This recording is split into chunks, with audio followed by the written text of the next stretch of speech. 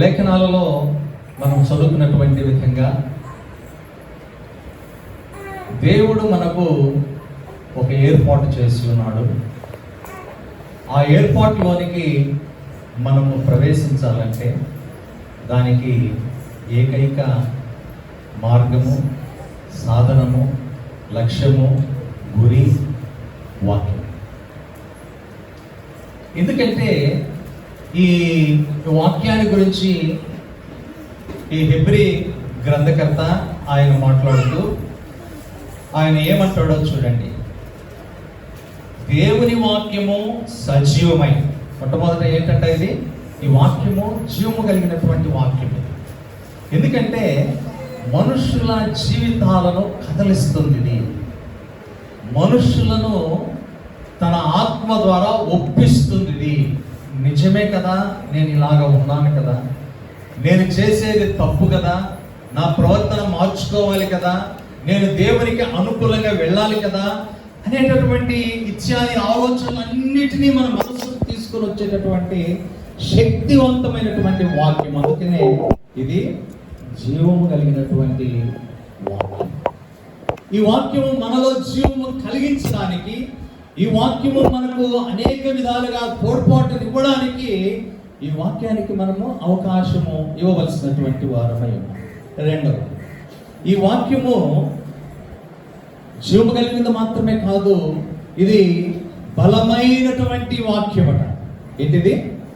బలమైన కార్యాలు చేసేటటువంటి వాక్యం.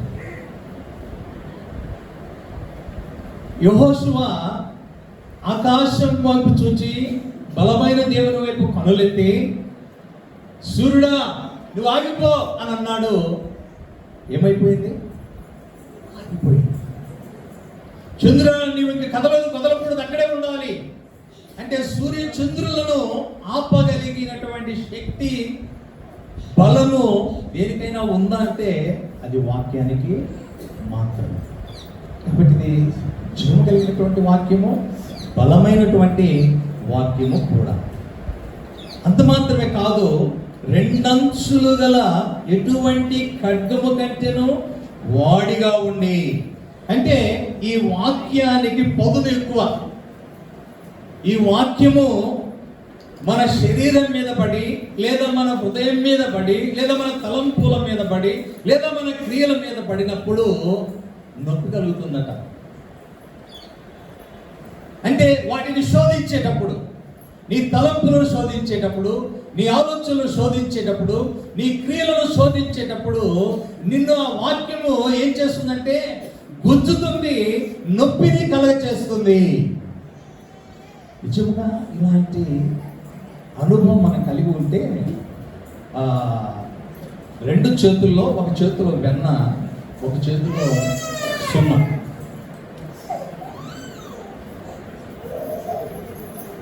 ఇలా పెట్టుకొని ఎండలో నిలబడితే ఏం జరిగింది చెప్పండి? వెన్న కరిగిపోతుంది. మరి సున్నము అదేమో తెలియదు, గట్టిగా అయిపోతుంది. సున్నం కొడతారు గోడలకి, ఏమవుతుంది అంటే తడిగా ఉంటుందా? ఎందుకు ఆరిపోయింది? దానికి సైన్స్లో చాలా వివరణ ఉంది. అడిగితే పిల్లలు బాధపడతారు. ఇది ఆ సున్నం ఏమైపోతుందంటే డ్రై అయిపోతుంది, గట్టి పడిపోతుంది. అంటే ఒకటి కరిగిపోతుంది, ఒకటి గట్టి పడుతూ ఉంది. ఈరోజు నువ్వు కరిగిపోయేటటువంటి వెన్నగా ఉన్నావా, లేదా నానాటికి వాక్యాన్ని విట్టు వాత వేయబడినటువంటి మనస్సాక్షి కలిగినటువంటి మెడవంచని జనాంగము వలె కరుడు కట్టినటువంటి హృదయాన్ని కలిగినటువంటి అనుభవాన్ని ఉన్నావా? పరిశీలన చేసుకోవాలి. వాక్యము హెచ్చరిస్తూ ఉన్నప్పుడు నీవు కరిగితే అది నీలో పని చేస్తుంది. వాక్యము నీ మీద ప్రభావము చూపుతూ ఉన్నప్పుడు నీవు ఏముందులే అని అనుకుంటే దాని ప్రభావము, దాని పర్యవసానము నీవు ఖచ్చితంగా నీ జీవితంలో నీవు అనుభవించి తీరుతావు. వాక్యం ఏమంటాడంటే, ఎన్ని మార్లు గద్దించినను దుర్మార్గుడు హఠాత్తుగా పడిపోతాడు. అంటే నేను బాగున్నానులే, బలం ఉందలే, డబ్బు ఉందలే, నాకు బంధు జనాంగం ఉందలే, ఈ ఊరిలో అన్ని రకాలైనటువంటి ఆధిపత్యము నేను కలిగి ఉన్నానులే అనేటటువంటి ఆలోచన నీ కలిగి ఉంటే, ఏవేవి నీవు కలిగి ఉన్నావు నేను బిర్రమెక్కుతున్నావో అవన్నీ ఒక్కసారి నీ మీద దాడి చేసినప్పుడు ఆ దుర్మార్గమైనటువంటి పరిస్థితులన్నీ నీవు పడిపోవడానికి, నాశనం అయిపోవడానికి అవి దోహదపడతాయి. కాబట్టి దేవుని వాక్యము ఇది సత్యమైంది, బలమైనటువంటిది.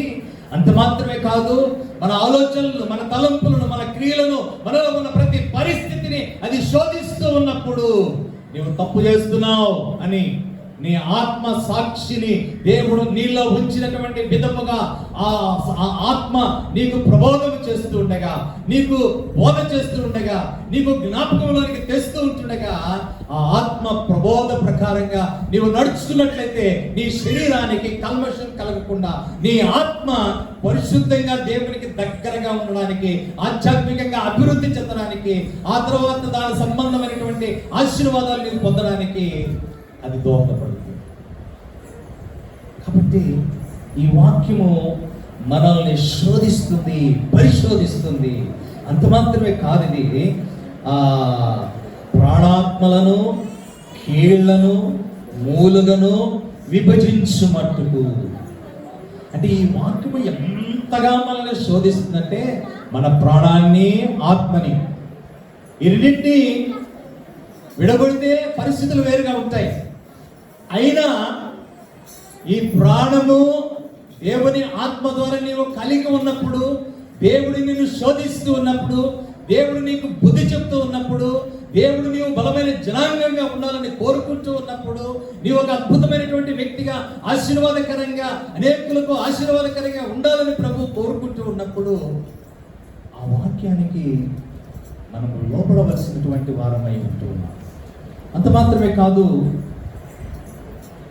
ప్రాణాన్ని, ఆత్మను, కీళ్లను, ఎముకలను, మూలగను వీటన్నిటిని విభజించి, అంటే ఎంత నిశ్చితమైనటువంటి పరిశీలన ప్రభు మన పక్షంగా చేస్తున్నాడో ఈ మాటలకి భావం. అంటే అంత సూక్ష్మంగా నీ ప్రతి అడుగు, నీ ప్రతి ఆలోచన, నీ ప్రతి తలంపు, నీ ప్రతి విధమైనటువంటి క్రియ, నీవు పండుకోవడం, లేవడం, మాట్లాడడం, సమస్త విషయాలు ఆయనకు మరుగు లేదు. ఇక్కడ కూర్చొని ఏం ఆలోచన చేస్తున్నావు? ఎలాంటి తలంపులు నువ్వు కలిగి ఉంటున్నావు? ఎలాంటి ఆలోచనలతో నువ్వు కూర్చొని ఉంటున్నావు? ఎలాంటి క్రియలు చేయాలని చెప్పినట్టు ఆలోచనలు కలిగి ఉంటున్నావు? వీటన్నిటినీ ఆయన పరిశోధిస్తున్నాడు. ఆయన కంటికి సమస్తము తేటగా కనబడుతున్నాడు. ఎందుకో తెలుసా? ఆయన ఒక దినాన ఏం చేయబోతున్నాడు? తీర్పు తీర్చబోతున్నాడు. ఆయన ఒక దినాన తీర్పు తీర్చబోతూ ఉన్నాడు. ఆ తీర్పు తీర్చేటటువంటి దినాన నీ జీవితం తారుమారైపోతుంది, నీ పరిస్థితులు తారుమారైపోతాయి. ఈ రోజు నీకు బాగున్నటువంటి నీ జీవితము, వాక్యం ఎప్పుడైతే నిన్ను శోధించడానికి, నీలో ఉన్నటువంటి నీతిని బయటికి తీసుకోవడానికి, నిన్ను తూకం వేయడానికి దేవుని న్యాయమైనటువంటి క్రాస్లో ఆజ్ఞలు అనేటటువంటి గుండ్లు వేసి నిన్ను రెండవ వైపు కూర్చోబెట్టి నిన్ను చూసినప్పుడు నువ్వు నిలబడతావో తేలిపోతావో వాక్యమే డిసైడ్ చేస్తుంది. గమనించండి, ఏ వాక్యమైతే ఈరోజు మన ఎదుటికి వచ్చి మనతో మాట్లాడుతూ మనం బాగుపడాలని, మనం రక్షణ పొందాలని, మనం ఆశీర్వాదకరంగా ఉండాలని, మనం మంచిగా ఉండాలని, మనం మేలైన జీవితాన్ని జీవించాలని, అనేకులకు అర్పించేవారంగా మనం ఉండాలని, మనం తలగా ఉండాలని, అన్ని విషయాలలో మనం ఆశీర్వాదకరంగా ఉండాలి అనేటటువంటి దైవికమైనటువంటి ఆలోచన, దైవికమైనటువంటి ఏర్పాటు దేవుడు మన ఎదుట ఉంచినప్పుడు, వాటిని కాకుండా మనం వేరే వాటిని మనము ఆశించినప్పుడు, ఆనాడు ఎరికో పట్టణానికి వెళ్ళాడు ఆకాన్ అనేటటువంటి వ్యక్తి. ఎరికో పట్టణంలో మీరు ఏది ముట్టకూడదు, దానిని అంతటిని నేను శపించాను అని చెప్పాడు. చెప్పిన మీదట కూడా ఆయన బంగారు కమ్మిని చూశాడు, ఆశించాడు, తెచ్చి దగ్గర పెట్టుకున్నాడు. వెండిని చూశాడు, ఆశించాడు, తెచ్చి దగ్గర పెట్టుకున్నాడు. శ్రీనారు వస్త్రాన్ని చూశాడు, ఆశించాడు, తెచ్చి దగ్గర పెట్టుకున్నాడు. ఎవరు చూడలేదులే. నేను ఎంతో ఐశ్వర్యవంతుడైపోయాను అని చెప్పని ఈ 3 వస్తువులు తీసుకుని వచ్చి తన గుడారంలో ఎవ్వరికి తెలియకుండా గుంటలోనే అక్కడ పూడ్చిపెట్టాడు. ఒక పట్టణం మీదకి వెళ్ళినప్పుడు ఏ పాపం అయితే ఆతాను చేశాడో దాని పర్యవసనాన్ని, దాని ప్రభావాన్ని ఆ ఇశ్రాయేలీలందరూ అనుభవించాల్సి వచ్చింది. ఏమిటి అని అంటే, ఒక 10 మంది వెళ్తే చాలు వాళ్ళని కొట్టి వాళ్ళ రాజ్యాన్ని స్వతంత్రించుకోవచ్చు. అలాంటి చిన్న దేశాన్ని బలమైనటువంటి సైన్యం ఉన్నటువంటి ఇశ్రాయేలీలు వారి చేత తరమబడ్డారట. దేవుని వాక్యానికి మనం ఎప్పుడు అవిధేయులమో వీళ్ళు సాక్ష్యం చెప్పారు. ఇప్పుడు ఆ సాక్ష్యం యొక్క పర్యవసానం ఏమిటంటే, ఎప్పుడు దేవునిని బలముగా వారు ఆనుకున్నారు, ఎప్పుడు ప్రార్థనలు అధికంగా చేయడం వారు ప్రారంభించారు, ఎప్పుడు సమయం దొరికినప్పుడల్లా పాటలు పాడుతూ దేవుని మహిమపరచడానికి ఇష్టపడ్డారో వారిని దేవుని సన్నిధి వెన్నంటి ఉన్నది కాబట్టి దేవుని కార్యం అక్కడ జరిగింది. వారి హృదయాలలో దేవుని వైపు సంపూర్ణంగా వారు చూచారు.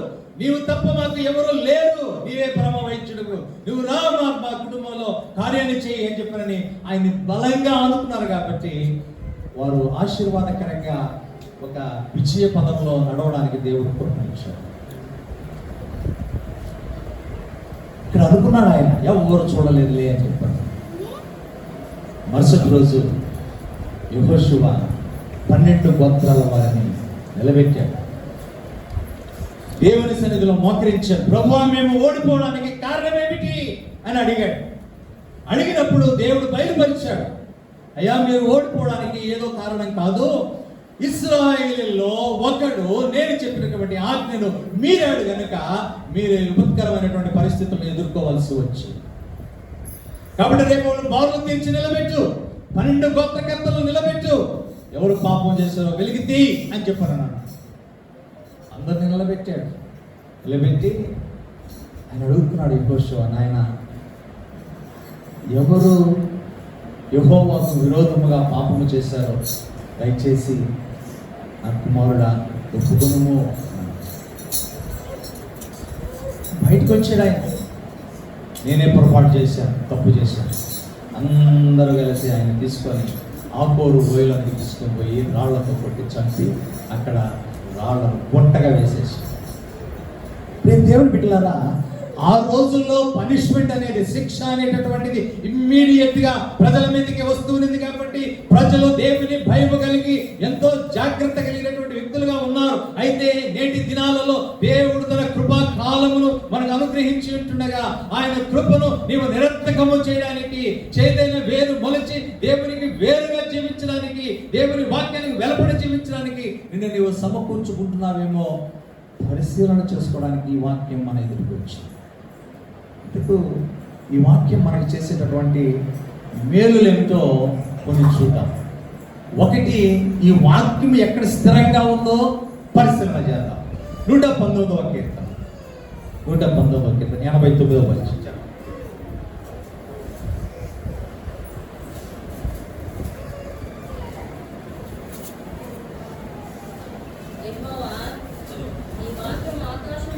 యెహోవా నీ వాక్యము ఆకాశమందు ఎలా ఉన్నదా? గట్టిగా చెప్పాలి మాట, గట్టిగా గట్టిగా. అంటే దాని అర్థం ఏంటి? నిత్యము నిలకడగా ఉంది అని అంటే దాని అర్థం ఏంటి? ఈరోజు బాగుండి రేపు బాగలేదా? లేదా 2 రోజులు బాగుండి ఒక 10 రోజులు బాగలేకుండా ఏమన్నా ఉందా? అంటే నిత్యము నిలకడగా ఉంది, నిత్యము స్థిరముగా ఉంది, నిత్యము వాక్యము ఆకాశములో నెరవేర్చబడుతూ ఉంది. ఆకాశంలో ఎలా ఉన్నది? వాక్యము నెరవేరుతూ ఉంది. ఎలా నెరవేరుతూ ఉంది? సూర్యుని గమనించాడు. సూర్యుడు తూర్పున ఉదయించి పడమట అస్తమిస్తాడు. ఏ రోజైనా ఆయన ఆలస్యంగా వచ్చిన రోజులు ఉన్నాయా? ఆలస్యంగా ఉదయించిన రోజులు ఉన్నాయా? ఆలస్యంగా అస్తమించినటువంటి రోజులు ఏమైనా ఉన్నాయా? అసలు రానటువంటి రోజులు ఏమైనా ఉన్నాయా? ఏ కట్ట అయితే దేవుడు సూర్య చంద్ర నక్షత్రాలకు ఆయన శాసించాడో, ఏ ఆజ్ఞనైతే వాటికి ఇచ్చాడో, ఆ ఆజ్ఞ ప్రకారంగా సూర్యుడు తన వంతు కార్యాన్ని ఆయన చేస్తూ దేవునికి మహిమకరంగా జీవిస్తున్నాడు. అల్లు చేద్దాం గట్టిగా ఒకసారి. కాబట్టి ఆకాశంలో దేవుని వాక్యం ఎలా ఉందట? స్థిరంగా ఉంది. దేవుని వాక్యం ఎలా ఉందట?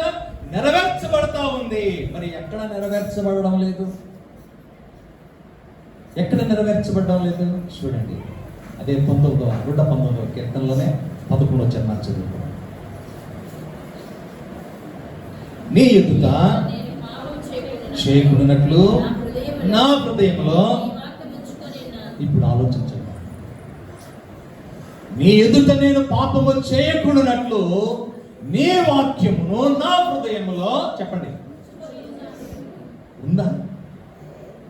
అంటే వాక్యము నీ హృదయంలో ఉంటే నీవు దేవుని సంబంధివి. నీవు దేవుని సంబంధి అయితే నీ తలంపులు, నీ మాటలు, నీ క్రియలు, నీ ఆలోచనలు, నీ ప్రతి నడవడి అంతా కూడా ఎలా ఉండాలి? స్థిరంగా ఉండాలి. దేవుని వాక్యానికి సమాంతరంగా ఉండాలి. దేవుని వాక్యము నీ జీవితంలో నెరవేరుతూ ఉండాలి. దేవుని వాక్యానికి నీ జీవితము లోబడి ఉండాలి. విధేయత ప్రకటించబడి ఉండాలి. ఒక్కసారి పరిశీలన చేసుకోండి. దేవుడు చాలా స్పష్టంగా మాట్లాడతాడు. ఆకాశంలో దేవుని వాక్యం స్థిరంగా ఉంది. ఆకాశ వస్తువులన్నీ కూడా ఆయన మాటకు లోబడి, ఆయన మాటను చెబుదాటకుండా అవి వాటి పనిని, వాటి క్రమాన్ని అవి జరిగిస్తూ ఉన్నాయి. అయితే దేవుడు కోరుకుంటూ ఉన్నట్లుగా ఆయన వాక్యము మన హృదయములో స్థిరముగా ఉన్నదా? అంటే పాపము లేనటువంటి అనుభవం మనం గుర్తు ఉన్నామా? పరిశీలన చేసుకున్నాం. అయితే ప్రభు ఎంత ప్రేమ కలిగినటువంటి వాడంటే, నీ పాపం మీద ఆయన ఉగ్రత మండుకుంటూ ఉన్నా, ఆయన ఉగ్రత అధికముగా నీ మీదకి రావాల్సినటువంటి అవసరత ఉన్నప్పటికీ కూడా ఆయన ఏం చేస్తున్నాడో తెలుసా? మన ప్రేమ చేత మన సమస్త దోషములను కప్పివేసి, నా కుమారుడు ఇకనైనా మారుతాడు, రేపైనా మారుతాడు, ఎల్లుండైనా మారుతాడు, ఒక అవకాశం ఇవ్వడు అని తండ్రికి ఆయన విజ్ఞాపనము చేస్తున్నాడు. అల్లు చదవండి ఏంటి ఒకసారి. అంటే మనం పాపంలోనే, చెప్పండి, పాపంలోనే ఉండాలని, అంతేనా? పాపంలోనే ఉండాలని అలా చేస్తున్నాడా? లేదా మనం మారాలని ప్రభు ఆ విధంగా చేస్తున్నాడా? మన హృదయము శోధించబడాలి దేవుని వాక్యం చేత. శోధించబడతా ఉందా? వాక్యం యొక్క ప్రభావం మన హృదయాలలో అది కనబడతా ఉందా? అది కనబడితే మన జీవితంలో అది ఇతరులకు మనం చూపించగలుగుతూ ఉన్నామా? అందుకనే పౌలు భక్తుడు అంటాడు, మీరు దేవునికి పత్రికలు అని అన్నాడు ఆయన. దేవునికి ఎవరమంట? మనము పత్రికలు. అంటే ప్రతిరోజు డైలీ వస్తుంది కదా, అంటే ఈనాడు, ఆంధ్రజ్యోతి, ఏం చేస్తారు వాటిని? మీరు చదివితే ఏమవుతుంది? ప్రపంచ జ్ఞానం తెలుస్తుంది. ప్రపంచంలో ఏమేమి జరుగుతూ ఉందో తెలుస్తుంది. ప్రపంచంలో నీవు ఎలా ఉండాలో నీకు తెలియపరుస్తుంది. కాబట్టి ఈ ప్రపంచిక సంబంధమైనటువంటి విషయాలన్నీ కూడా పత్రిక మీకు తెలియజేసినట్లు దైవ సంబంధమైనటువంటి ప్రతి విషయాన్ని కూడా నీ జీవితం ద్వారా ఇతరులకు నీవు పత్రికగా ఉండాలి. అంటే నీ ప్రవర్తన, నీ మాట, నీ ఆలోచన, నీ నడవడి, ఇవన్నీ కూడా ఇతరులు చూసినప్పుడు ప్రశంసనీయముగా ఉండాలి, ఇతరులు మెచ్చుకోదగినదిగా ఉండాలి. ఒకసారి ఆలోచన చేయండి. నిన్ను గురించి ఇతరులు ఏం మాట్లాడతారు? నీ శత్రువులు ఏం మాట్లాడతారు? తీతుకు రాసిన గ్రంథంలో మాట చదువుకుంటూ 2వ అధ్యాయం 7వ వచనం.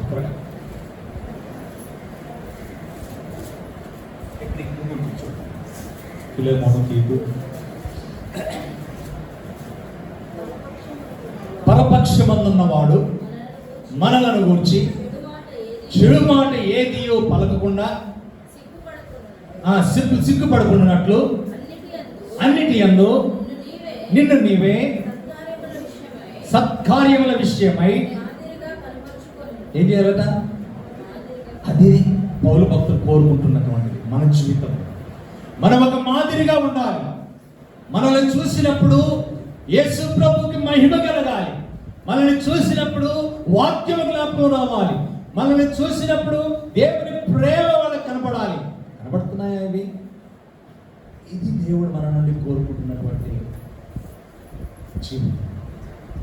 ఈ జీవితము నీకు కావాలి అని అంటే దేవుని లేఖనము నీ హృదయంలోనికి రావాలి. దేవుని వాక్యము నీ హృదయాన్ని పరిపాలించాలి. దేవుని వాక్యం నీ హృదయంలో ఉంటే ఏమవుతుందో తెలుసా? మత్తయి సువార్త చెప్తాడు 12వ అధ్యాయము 34వ వచనం అనుకుంటాను. మీకు చదవాల్సిన అవసరం లేదు. హృదయము నిండి ఉండు దానిని బట్టి నీ నోరు మాటలాడును. హృదయము నిండి ఉండు దానిని బట్టి నీ నోరు మాటలాడును. కాబట్టి హృదయంలో మంచి నిండి ఉంటే నీ మాట ఎలా ఉంటుంది? మంచిగానే ఉంటుంది. కానీ కొంతమంది కపటమైనటువంటి ఆలోచనలు ఉంటారు. హృదయంలో మాత్రము ద్వేషాన్ని, కపటాన్ని, భయంకరత్వాన్ని దాచుకొని తేనె పూసినటువంటి మాటలు మాట్లాడేటటువంటి వారు సైతము లేకపోలేదు.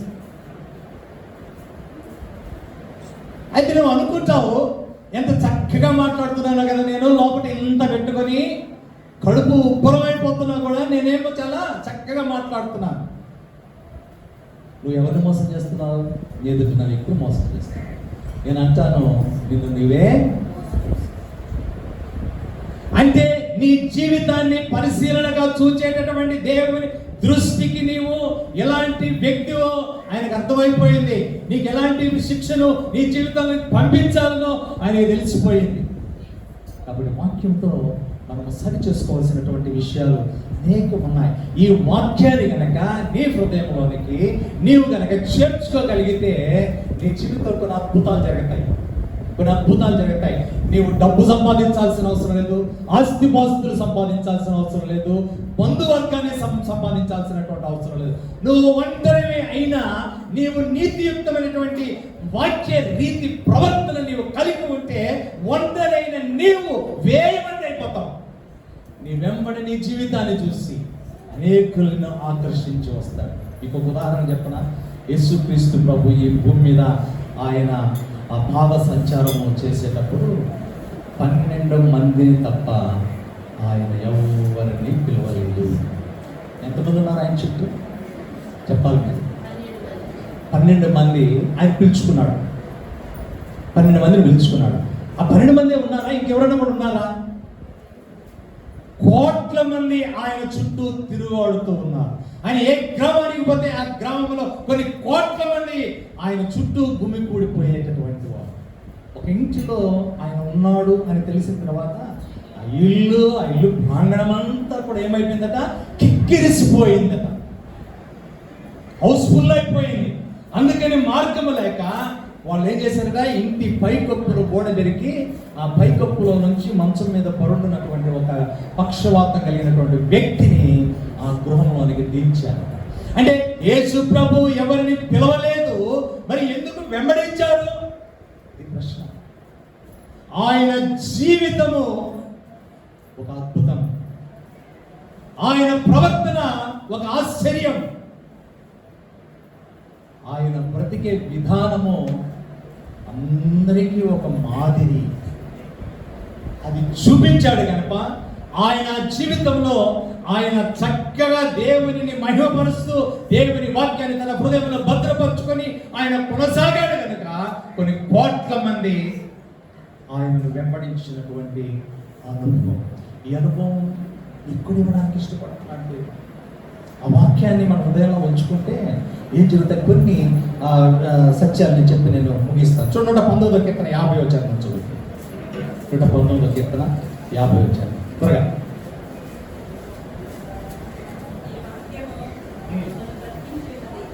నీ వాక్యము నన్ను బ్రతికించుచున్నది, నా బాధలలో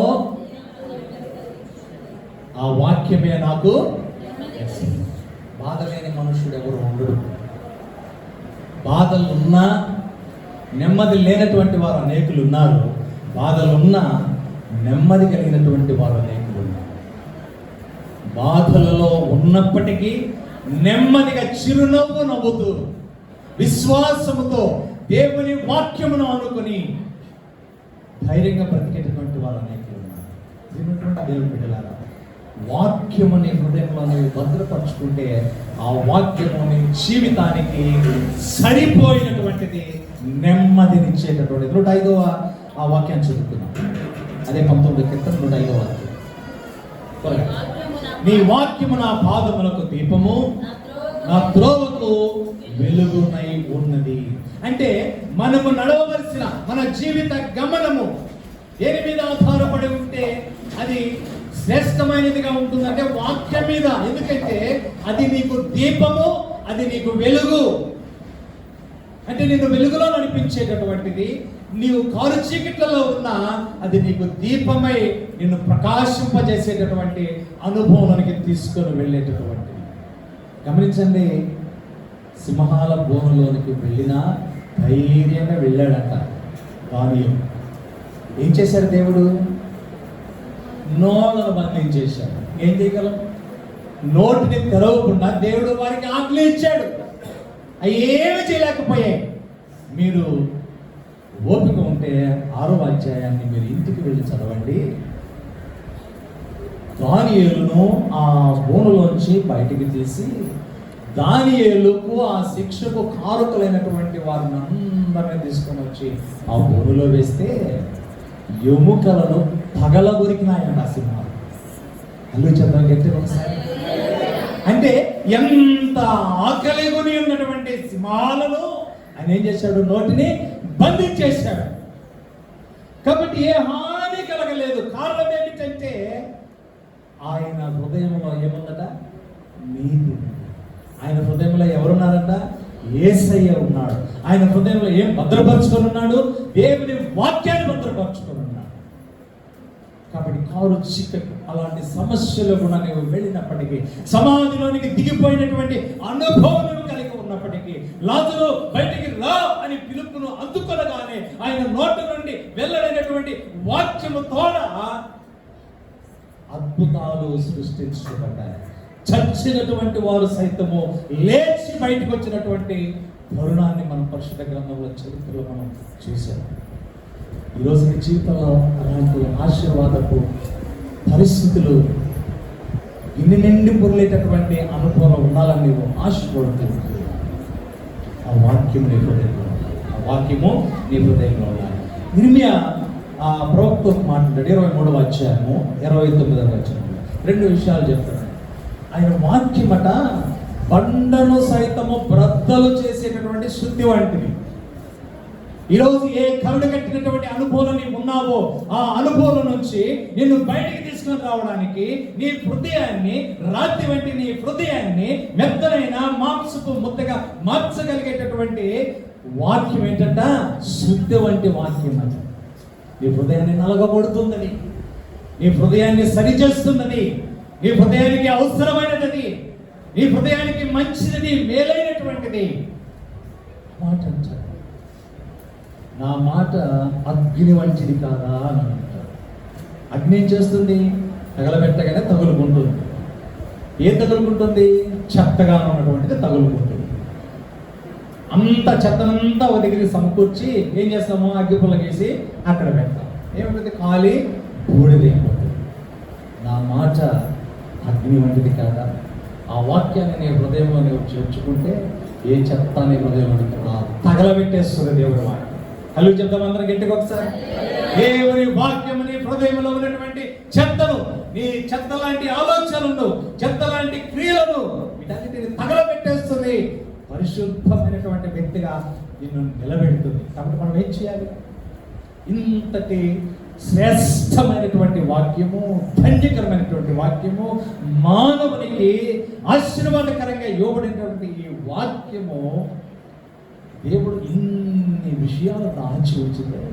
మరి ఆ వాక్యము దాన్ని అనుసరించి మనం ఎలా మనం కొనసాగాలి? లూకాసు సువార్త తొందరగా ఉంచుకుందాం. లూకాసు సువార్త 10వ అధ్యాయం 42వ వచనం త్వరగా. మరియా ఉత్తమమైన దానిని ఎంచుకొనెను. మరియా ఉత్తమమైనటువంటి దానిని ఎంచుకొని, ది బెస్ట్, మంచిది, దానికి మించింది లేదు. ఏంటది? యేసు ప్రభు యొక్క పాదాలు ఎందుకుతాయి? పాదాల దగ్గర ఎందుకుతాయి? దేవుని వాక్యము. ఆయన నోట నుండి వెల్లడయ్యేటటువంటి జీవం కలిగినటువంటి వాక్కులు, అందులో ఉన్న శక్తి ఆమె కోరుకున్నది. కాబట్టి ప్రభు ఇంటికి రాగానే అన్ని పనులు విడిచిపెట్టి వాటి వేటికి ప్రయారిటీ లేదు, వాటి వేటిని పట్టించుకోలేదు. ఇవన్నీ అర్థము వ్యర్థం కానిది ఒక్కటి ఆయన పాదాలు అని చెప్పిన ఆయన పాదాల దగ్గరికి వచ్చి చేరిపోయింది. ఆ వాక్యాన్ని తనలో చేర్చుకుంటూ ఉంది. అందుకని ఆయన ప్రశంసించాడు. మార్తా, నీవు అనేకమైనటువంటి పనుల మీద నీవు విలవిల్లాడుతున్నావు కానీ, గందరగోళం అయిపోతున్నావు కానీ, కన్ఫ్యూజ్ అయిపోతున్నావు కానీ, ఆలోచన లేపుతున్నావు కానీ, మరియా తాను ఎన్నుకున్నటువంటిది లోకంలో ఏది సాటి బెస్ట్ షీ హాస్ చోజన్. ఆమె ఉత్తమమైన దానిని ఎన్నుకున్నది. ఈరోజు నీ బ్రతుకులో నువ్వేమి ఎన్నుకోవడానికి నువ్వు ఆలోచన చేస్తున్నావు? దేవుని వాక్యమునకు మించినటువంటిది మరొకటి లేదు. కాబట్టి నీ చాయిస్ ఏమున్నారంటే దేవుని వాక్యమే ఉన్నారు. రెండో మాట నేను మీకు జ్ఞాపకం చేస్తాను. మీకా గ్రంథానికి వెళ్ళి, మీకా గ్రంథం 6వ అధ్యాయం 8వ వచనం.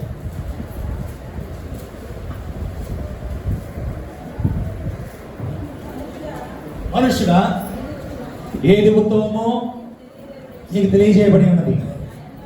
న్యాయముగా నడుచుకున్నటయు, కనికరమును ప్రేమించుటయు, దీన మనస్సు కలిగి నీ దేవుని ఎదుట ప్రవర్తించు. ఇంతే కదా నీ దేవుడు నిన్ను అడుగుచున్నాడు. దేవుని వాక్యాన్ని మొట్టమొదట మనం నేర్చుకోవాలి. నేర్చుకున్న దానిని గ్రహించాలి. గ్రహించిన దానిని అన్వయించుకోవాలి. అన్వయించుకున్న దానిని ఆచరణలో పెట్టాలి. అంటే ప్రవర్తించేటటువంటి క్రైస్తవులంగా మనము ఉండాలి. రెండవది చెప్తున్నాను, నేర్చుకున్నటువంటి మనము ఒక వాక్యపరమైనటువంటి మాదిరిగా మనము ఎదగాలి. అంటే క్రీస్తును పోలి నడుచుకునేటటువంటి ఏంటంటే 3 విషయాలు చెప్పాడు. న్యాయంగా నడుచుకోవడం, కనికరాన్ని ప్రేమించడం, దీన మనస్సు కలిగి ఉండడం. న్యాయం అని అంటే మనం నటిస్తాం. న్యాయం దగ్గర, దేవుని దగ్గర నటించడానికి వీలు లేదు. ఎవరైనా ఏదో ఎక్కడో ఉంటారనుకోండి, లేదా బీడీ సిగరెట్లో లేదా మందు కొట్టే దగ్గర మందు కొట్టేదానికో దేనికో ఉంటారనుకోండి. అక్కడ ఎవరైనా సంఘ పెద్దలో లేదా పాస్టర్లో ఎవరైనా పోయారనుకోండి, ఏం చేస్తారు? వాళ్ళు దాక్కునేదానికి ప్రయత్నం చేస్తారు. సరే, నేనంటే గుడ్డోడిని, నాకేం తెలియదు, నా కన్ను కట్టేసారి వెళ్ళిపోయారు. మరి వాట్ అబౌట్ గాడ్? దేవుని గురించి మీరు ఏమనుకుంటున్నారు? దేవుని గురించి మీరు ఏం ఆలోచన చేస్తున్నారు? దేవుడు గుడ్డోడు అనుకుంటున్నారా? కాబట్టి దేవుని ఎదుట న్యాయంగా ప్రవర్తించడం నేర్చుకోవాలి, మనుషుల ఎదుట కాదు. అందుకని ప్రత్యేకంగా రాయించాడు దేవుడు. ఈ దేవుని ఎదుట న్యాయంగా నడుచుకోవడం. రెండవది, కనికరాన్ని ప్రేమించడం. నీవు కనికరము చూపితే నీకు కనికరము చూపబడుతుంది. లాజిక్ ఇది. నువ్వు ప్రేమ కలిగి ఉంటే నీ మీద ప్రేమ తిరిగి నీకు అది వస్తుంది. ఏది నువ్వు ఇస్తావో ఇతరులకు అది తిరిగి నీకు వస్తుంది. ద్వేషాన్ని ఇస్తే ద్వేషం వస్తుంది, ప్రేమనిస్తే ప్రేమ వస్తుంది, మంచినిస్తే మంచి వస్తుంది, చెడుగునిస్తే తిరిగి చెడుగే నీ దగ్గరికి వస్తుంది. నువ్వు ఏది ఇస్తావో అది తిరిగి నీ దగ్గరికి వస్తుంది. వాక్యము తప్పు కాదండి. కొలచిన కొలత కొలలో పడుతుంది. అంటే నువ్వు అన్యాయం చేస్తే నువ్వు చేసిన అన్యాయం కొలది తిరిగి ఆ అన్యాయం నీకు కొలలో పడుతుంది. నువ్వు ఏది చేస్తావో అది నీ నెత్తి మీదకి వస్తుంది. ఈ వాక్యము సత్యం. ఈ వాక్యము సత్యం. ఈ సత్యమైనటువంటి వాక్యములు ఒక పద్ధతిలో, ఒక క్రమములో మంచి ప్రవర్తన కలిగినటువంటి వ్యక్తిగా నీవు ఉండాలి అనేటటువంటి మాటలు చెప్తుంది. మొట్టమొదట మనము నేర్చుకోవాల్సింది ఏం నేర్చుకోవాలి? వాక్యాన్ని నేర్చుకోవాలి. నేర్చుకున్నావు బాగానే ఉంది, విన్నావు బాగానే ఉంది. విన్నా తర్వాత సరిపోతుందా? అన్నం పెట్టు అని అంటారు ఇంటి దగ్గర. ప్లేట్లో అన్నం తెచ్చిపెట్టిన తర్వాత చూస్తూ ఉంటే అది నోట్లోకి వెళ్ళిపోతుందా? దాన్ని కలిపి ముద్ద చేసి నోట్లో పెట్టుకొని నమ్మిని మింగితే అది నీకు ప్రయోజనం అవుతుంది. అలాగే దేవుని వాక్యాన్ని విని వాళ్ళ వెళ్ళిపోతే నీవు ఎత్తుడు అయిపోతావు. నీవు ప్రయోజకుడు కాలేవు. ఎన్నటికీ నీవు ప్రయోజకుడు కావాలి అంటే న్యాయంగా దేవుని ఎదుట ఉండాలి, కనికరాన్ని ప్రేమించాలి, నీవు తగ్గించుకోవాలి. తగ్గించుకోగా మనము నీకంటే ఎందులో తక్కువ ఇలాగ మనం మాట్లాడతాం, 10 ఎకరాలు ఉన్నా నాకు ఏమున్నాయి నీకు అట్లాగా నువ్వు అని చెప్పని మన గర్వాన్ని, మన ఆహాన్ని మనం ప్రదర్శిస్తున్నాం. ఈ దేవునికి ఇష్టమైన ప్రదర్శన. దీన మనస్సు కలిగి, తగ్గింపు స్వభావం కలిగి, తగ్గించుకున్నవాడు హెచ్చింపబడతాడని దేవుని లేఖనాలు. ఒకవేళ ఈ లోకంలో ఆ తగ్గుదల నీకు అనేకుల మధ్యలో ఉండినప్పటికీ దేవుని సముఖంలో హెచ్చింపబడతావు అనే సత్యాన్ని మీరు గమనించండి. లాజరు ఆ ఇంటి ముక్కుటబడినటువంటి ఎంగిలి మెతుకులు ఎలా చూస్తూ అటువంటి అతనికంటే పనికి మారినటువంటి వాడు ఏం చేస్తే ఈ దరిద్రాన్ని అనుభవిస్తాడో అని అంటాం మనం, అంతే కదా. బట్టలు లేవు, సరిగ్గా బట్టలు వేసుకోవడానికి అవకాశం లేదు, తిండి లేదు, పైపెచ్చు ఆరోగ్యం ఉందా అంటే ఆరోగ్యం లేదు. ఆ పుల్లి విస్తరాకులు తెచ్చి ఆ దిబ్బలో పడేస్తే ఆ దిబ్బలో ఈయనకంటే ముందు కుక్కలు పరిగెత్తేటువంటి కుక్కలతో కూడా ఈయన కూడా వెళ్ళి వాటితో కూడా కలిసి అవి ఒక పక్క నాకుతూ ఉంటే ఈయన మరొక పక్క నాకేటటువంటి వాడు. ఏమనుకుంటాం లాంటి వ్యక్తిని? దేవుడు అన్నాడు.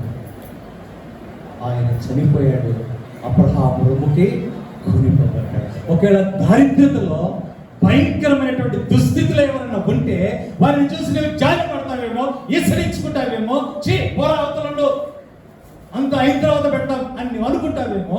అయితే దేవుడు మన పై స్వరూపాన్ని చూసేవాడు కాదు, ఆయన హృదయాన్ని చూసేవాడు. నీ హృదయంలో ఎలా ఉన్నావో చూచేటటువంటి దేవుడు, ఎలాంటి న్యాయాన్ని నువ్వు ఆచరిస్తున్నావో చూచేటటువంటి దేవుడు, ఎలాంటి కనికరాన్ని నువ్వు కలిగి ఉన్నావో చూచేటటువంటి దేవుడు, ఎలాంటి తగ్గించుకునే స్వభావాన్ని నువ్వు కలిగి ఉన్నావో చూచేటటువంటి దేవుడు. కాబట్టి ఆ వాక్యాన్ని మన హృదయంలో మనం భద్రపరుచుకొని ఏ వాక్యం అయితే మనం వింటూ ఉన్నామో ఆ వాక్యాన్ని మనం నేర్చుకోవాలి. ఏ వాక్యం అయితే మనం నేర్చుకుంటున్నామో ఆ వాక్య ప్రకారంగా మనం నడుచుకునే దానికి మనము ముందుకు రావాలి. అలా మనం ముందుకు వచ్చినప్పుడు వాక్యాన్ని నెరవేర్చేటటువంటి బిడ్డలంగా మనం మారబోతున్నాం. హెబ్రీయులకు రాసిన పత్రిక 13వ అధ్యాయం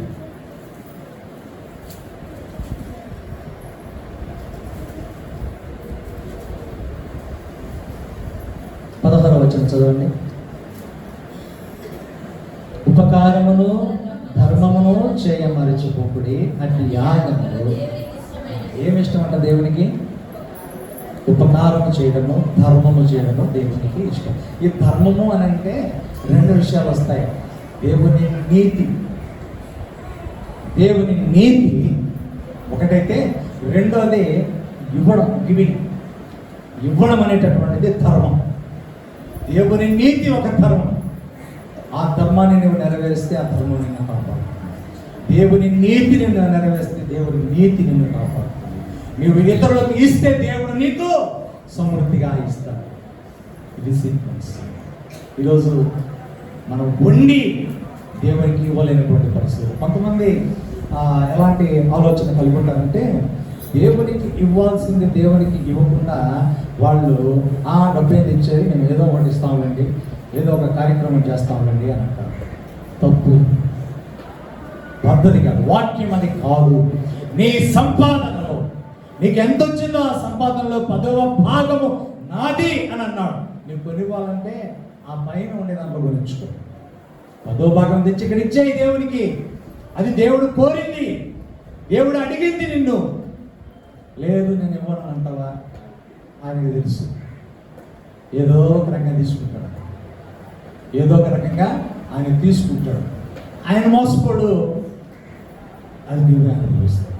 అందుకని ఆయనకి ఇష్టమైనటువంటి కార్యం వాక్యం నేర్చుకోవడం కాదు కావాల్సింది, దాన్ని నెరవేర్చేటటువంటిది మన జీవితంలో మనం కలిగి ఉండాలి. ఇలాగా వాక్యాన్ని తెలుసుకొని, వాక్యాన్ని నేర్చుకొని, వాక్య ప్రకారంగా జీవించడానికి ఇష్టపడి ఆ వాక్యం యొక్క నెరవేర్పులు మనం బ్రతుకుతూ ఉన్నప్పుడు మన జీవితంలో మనకి సంభవించేటటువంటి ఒక శ్రేష్టత ఏంటో తెలుసా? యాకోబు పత్రిక 1వ అధ్యాయం 17వ వచనం.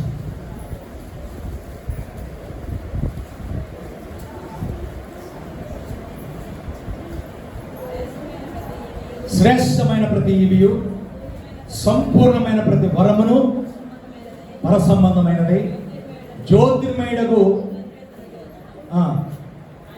శ్రేష్టమైన ప్రతి ఈవి, సంపూర్ణమైన ప్రతి వరము మీరు అనుభవించాలి అనంటే